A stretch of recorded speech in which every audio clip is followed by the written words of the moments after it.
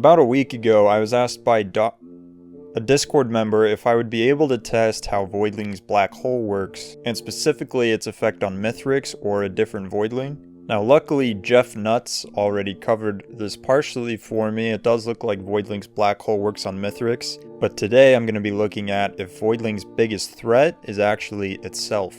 Voidling's black hole and Reaver explosions function very similarly, and they both have this very unique property where they don't necessarily deal damage, they just kill you, period.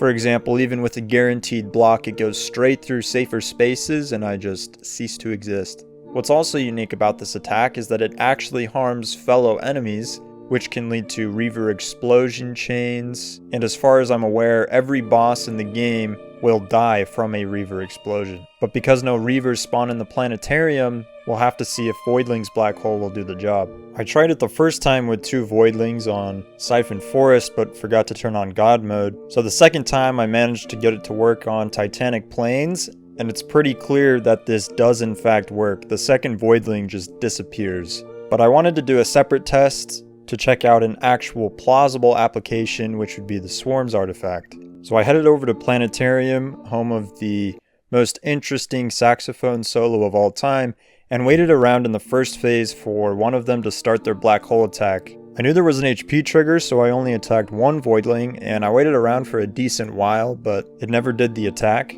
So I moved on to phase 2, and finally, within about a minute, one of the Voidlings triggered their black hole. What's nice too about this, and the main reason I tested it on Swarms, is to see if the Voidlings would actually be close to each other in the first place. And luckily they are for every single phase. So yeah, that's all there is to it, just a nifty little endgame strat to try out the next time you're on Swarms. Hope you enjoyed, and that's going to be about it. See ya.